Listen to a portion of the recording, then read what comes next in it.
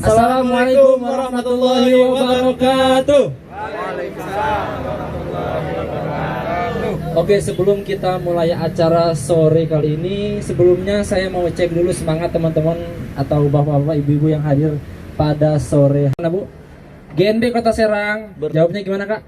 Bertemu, bertumbuh, bersinergi. Iya. Jadi kalau saya bilang GNB Kota Serang, bertemu, bertumbuh, bersinergi. Tepuk tangan buat kita semua. Ya, alhamdulillah. GNB Kota Serang, dipersilakan. Oke. Punten Om. Siap. Oke, cek 1 2 3.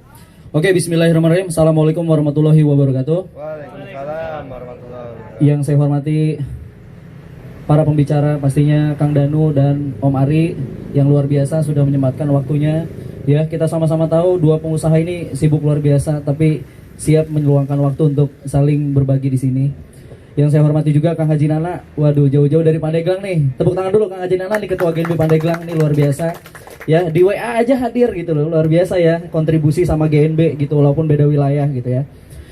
Lalu teman-teman semua pengurus nih yang luar biasa ya, ada pengantin baru Huda sama Intan ya. Baru kemarin nikah, hari ini ikutan acara GNB. Waduh, luar biasa banget. Tepuk tangan dong ya, baru pulang honeymoon kan? Ada Bu Ellen yang baru sembuh kemarin. Mohon maaf saya belum sempat jenguk Bu Ellen. Ya Bu Ellen udah sehat kan? Belum? Waduh. Ya udah, kita doakan semoga Bu Ellen sehat kembali. Amin ya. Ya, Teh Iro, Teh Lina, Lutfi, Ajiji dan teman-teman peserta semua, saya ucapkan selamat datang dan saya ucapkan banyak terima kasih sudah mau hadir meramaikan kembali acara GNB ya. Dan sebetulnya hari ini GNB Kota Serang mengadakan acara itu dalam skala kecil. Kenapa? Karena kita dalam rangka pemanasan ya. Karena kita udah vakum berapa bulan nih? 4 atau 5 bulan ya? Apa lebih? Iya, 5 bulan ya. 5 bulan kita udah vakum, yang biasanya setiap bulan itu kita buat acara di Gama Function Hall ya. Kurang lebih pesertanya 80 sampai 100, 150 orang. Kita bikin skala kecil untuk pemanasan dulu gitu loh. Dan pemanasan sebenarnya, untuk pemanasan kalau pembicara kelas berat kayak gini kayaknya waduh. Mohon maaf nih Om Ari dan Om Danu nih, pesertanya kurang banyak. Nanti kita undang lagi, jangan nolak ya. Langsung ditodong aja gitu loh. Ya mungkin ini aja sih sambutan dari saya ya. Semoga acara ini bisa berjalan dengan lancar ya. Teman-teman yang hadir baik itu peserta ataupun pengurus itu bisa mendapatkan manfaat dan inspirasi yang luar biasa dari kedua pengusaha yang juga teman baik dan sahabat saya dan akan menjadi sahabat teman-teman semua gitu loh. Karena goals kita di GNB Kota Serang adalah kita pengen bertemu ya, lalu bertumbuh bersama dan kita saling berbagi. Supaya apa? Kita sukses itu nggak sendirian, kita sukses bareng-bareng. Ya, teman-teman yang udah sukses juga bisa berbagi inspirasi kepada teman-teman yang lainnya. Sehingga apa? Perekonomian Kota Serang itu bisa bertumbuh gitu loh. Ya kan, kalau kita nungguin pemerintah kelamaan ya kita gerak aja sendiri gitu aja ya. Ya mungkin itu aja dari saya, kurang lebihnya mohon maaf ya. Assalamualaikum warahmatullahi wabarakatuh. GNB Kota Serang. Belum apa? Bertemu, bertumbuh, bersinergi. Coba nih kita pelan-pelan ya. Oke. Pelan-pelan. Aman, saya kuliah angkatan 94 mungkin ya, terus sempat bekerja dulu di Jakarta di customer service di Mobisel Orbit di Mampang Perapatan. Setelah itu juga saya pindah lagi jadi customer service lagi di Bank Mandiri di Ciledug.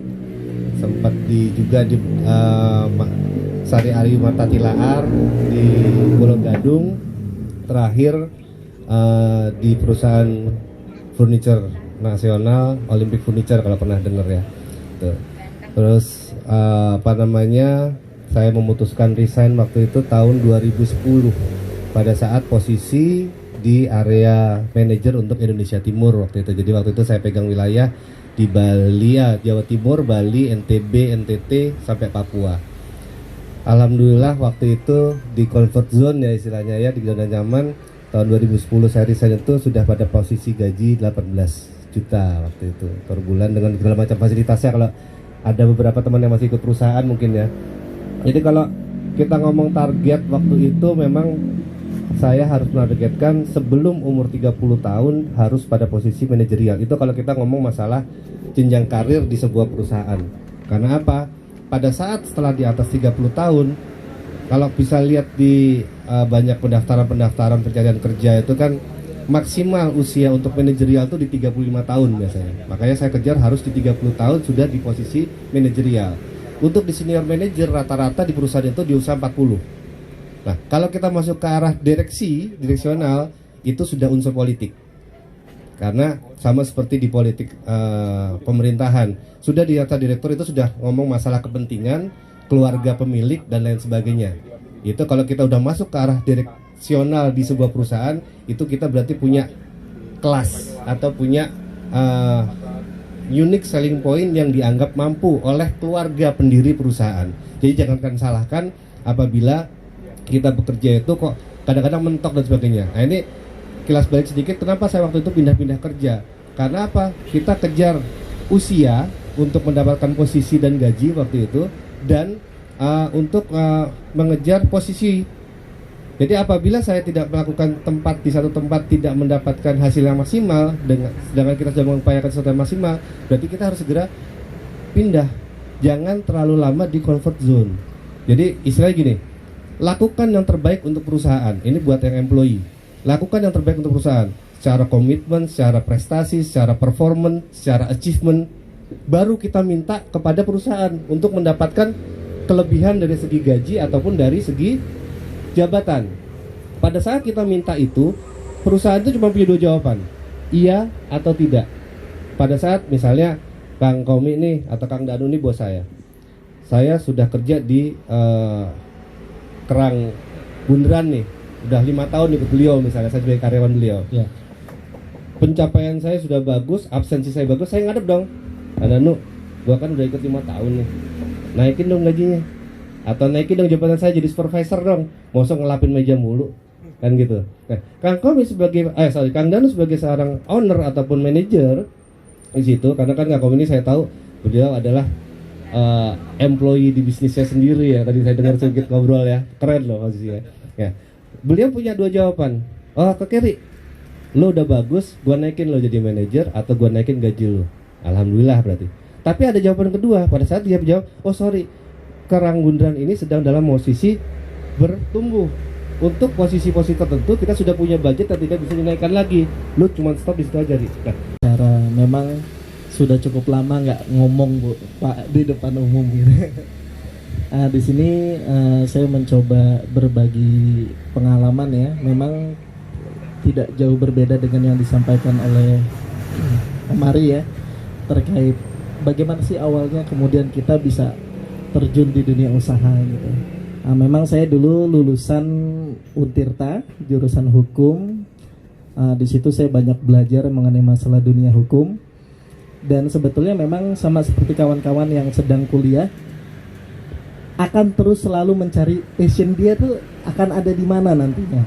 Itu yang saya rasakan mungkin dari teman-teman yang sedang kuliah mencari-cari bisnis gitu. Ini passion saya mentoknya di mana sih gitu. Sampai akhirnya kemudian semakin dalam saya terjun di dunia hukum, ternyata memang nggak ketemu. Akhirnya saya berpikir untuk coba gabung di teman-teman komunitas usaha. Pada saat itu namanya TDA ya. Terus kemudian lagi ada organisasi usaha di kampus. Saya coba masuk ke dalam organisasi itu, bersosial, kemudian bertukar pikiran. Nah, di situ akhirnya kemudian ada satu hal yang saya merasa ini dunia saya gitu. Sampai akhirnya kemudian saya coba terjun di dunia bisnis dari nol sekali, dari jualan parfum zaman kuliah dulu ya, dari jualan parfum sampai apapun yang memang ternyata oh jual beli ini asik. Awalnya di situ. Bisnisnya belum berpola, bahkan kita nggak tahu, bahkan palu gada apa aja kalau ada profit di situ gue jual. Mungkin Om Komi nggak saya jual ya. Udah laku ya. Oke, dari situ kemudian saya merasa oh jual beli ini ternyata menarik gitu. Sampai kemudian setelah lulus kuliah,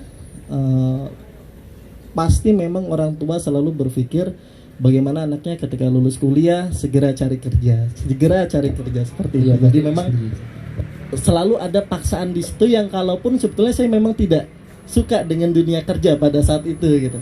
Karena memang orang tua memaksa, akhirnya saya masuk di Bank Bukopin ya Om ya. Bank Bukopin jurusan marketing. Kemudian saya coba mendalami dunia kerja. Semakin hari ternyata memang semakin tersiksa seperti itu.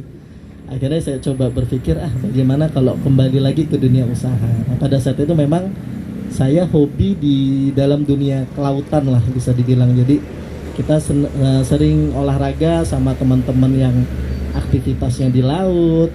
Ada yang buka open trip ke pulau-pulau. Nah di situ cikal bakal bermain seafood seperti itu. Akhirnya saya kenal sama beberapa personal, supplier, segala macam. Akhirnya saya kemudian berpikir, oh ternyata ada peluang di situ. Nah, kejelian kita dalam membaca peluang itu juga sangat diperlukan bila mana kita ingin menguasai satu bidang. Bahkan sebetulnya teman-teman yang seringkali ikut bisnis, berbicara tentang bisnis, ikut seminar bisnis, bahkan mereka tidak menyadari bahwasannya di sekitaran mereka lah gitu loh, peluang dan potensi bisnis itu ada gitu. Cuman memang tidak kita sadari. Nah akhirnya di situ saya kemudian mengenal beberapa pemain seafood, dan memang juga saya kemudian orangnya senang mengotak-atik resep, kemudian melihat peluang bisnis. Akhirnya terbangunlah bisnis Bundaran Kerang Kiloan tahun 2012 seperti itu. Awalnya sama, polanya itu pada saat itu saya hanya supplier. Kemudian pada fase perjalanannya ternyata membuka bisnis rumah makan, marginnya lebih besar ketimbang sekedar supplier. Nah disitulah kemudian saya mendalami itu sampai sekarang. Dan memang kalau untuk menggali potensi, kemudian mencari inspirasi, itu memang sangat dibutuhkan buat teman-teman yang baru atau ingin terjun di dalam dunia usaha. Wadahnya apa ya? Wadahnya seperti GNB ini gitu. Kita saling tukar pikiran, kemudian belajar melihat kejelian bisnis dari kawan-kawan. Nah, di situ nanti kita akan terbangun passion kita untuk bergerak di bidang usaha seperti itu. Kemudian Kang, sebelum fokus di seafood ya, sebelumnya ada usaha apa aja? Kalau bicara usaha mungkin sudah asam garam ya. Jadi saya pernah jualan parfum pernah, kemudian jualan jahe merah pernah, kemudian jualan salad pernah, semuanya saya lalui. Cuman di situ saya berkeyakinan bahwasannya apa yang saya lakukan sekarang ini adalah akan menjadi besar di suatu hari nanti. Dan itu saya buktikan kepada kawan-kawan yang memang pada saat itu mengambil jalan lain. Contohnya begini. Jadi waktu 2016 atau 2014 ya saya lulus, banyak kawan-kawan yang kemudian terjun di dunia kerja. Nah di situ saya terjun dalam dunia bisnis. Dagang pada saat itu hanya bermodal tenda bongkar pasang pada saat itu. Banyak kawan-kawan yang kemudian menganggap kegiatan jual beli ini dipandang sebelah mata. Kalau hanya berdagang anak SD pun bisa gitu kan. Nah, memang dibutuhkan kekuatan mental. Betul-betul dibutuhkan kekuatan mental. Bagaimana banyak orang yang berupaya mengecilkan kita dalam pilihan bisnis yang kita jalani. Tapi di situ kita harus punya komitmen. Apa yang sudah kita lakukan sekarang harus ada keberhasilan di dalamnya. Nah, di situ kekuatan mental itu yang lebih dari dua. Berarti ketika satu mati mungkin satu bisa hidup. Terima kasih. Assalamualaikum warahmatullahi wabarakatuh. Waalaikumsalam warahmatullahi wabarakatuh. Gede banget. Wih, untungnya sekian. Ya sekarang kalau kita ngomong jual minuman saja, kalau kita ngomong margin paling besar tuh dimakan apa minuman kan? Di minuman pasti, ya kan? Dengan teh celup satu box whisky 20.000, harga 20.000 bisa jadi berapa gelas? Seharga 5.000 per gelas atau 10.000 per gelas, ya kan? Tapi hati-hati karena di situ ada yang namanya biaya operasional, ya kan? Saya beli telur di pasar 500, saya jual 1.000, untung nggak? Untung nggak? Hah? Belum tentu. Masih gross Profit. margin, gross profit, sorry, ya kan? Ya kan, belum net profit karena belum kita potong ongkos naik angkotnya atau bensin kita ke pasar Rau. Ya, jadi sebelum saya ngomong masalah berapa omsetnya, yang sudah pasti saya di sini ada bilang, dengan produk yang sama kita atur lagi ke masalah pricing, harganya sesuai atau tidak. Nah, kalau tadi saya bilang harga geprek saya lebih mahal dengan yang sepadan apa setantar di sekitar saya, berarti apa? Saya harus punya yang namanya unique selling point. Tadi Kang Dodo udah sebutin. Apa keunikan produk kita yang bisa diterima oleh pasar dengan harga yang relatif lebih tinggi daripada produk lain? Mungkin di rasanya, mungkin di bumbunya, mungkin di penyajiannya, mungkin di fasilitas tempatnya. Jadi kita tidak bisa samakan seperti itu posisinya. Omset itu tidak mewakili berapa untung bersih yang dia miliki gitu. Kadang orang berpikir, oh omset besar, untungnya besar, enggak. Jadi sebetulnya tadi lagi yang mengetahui dapurnya ya si pemilik usahanya gitu. Jadi seberapapun besar omsetnya, ya kita berharapnya semoga mengikuti juga keuntungannya gitu. Tapi setidaknya kalau dalam dunia makanan memang paling enggak di kisaran 50% lah Om ya. Jadi 50% omset itu misalnya 100% omset, 50% modal, 50% Tetap survive ya Kang Om. Nah, kita pengen tahu dong bagaimana sih cara pertama kemarin di masa pandemi usahanya perusahaan-perusahaan bahkan yang sudah besar bahkan mem-PHK karyawannya, sehingga kan akan berdampak sangat besar sekali. Nah, kemudian yang kedua, bagaimana cara tadi ya tema kita hari ini membangkitkan usaha kita menghadapi transisi new normal seperti sekarang ini. Ya, silakan Kang Omari.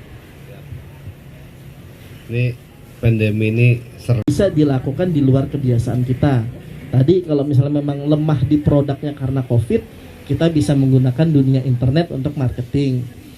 Kalau misalkan memang ternyata pengunjungnya yang sampai sekarang saya sebelumnya ngucapin syukran jazakumullah khairan atas undangannya, atas semuanya, atas panitia, atas pembicara-pembicara yang sangat luar biasa ini, pengusaha-pengusaha hebat. Yang ingin saya tanyakan adalah seperti ini, kan kita ingin jadi pengusaha, ada yang ingin jadi karyawan dengan gaji tetap ya. Setiap orang kan beda-beda, mungkin di sini juga ada yang masih kerja atau masih kuliah belum mulai bisnis. Sedangkan kita yang GNB Kota Serang.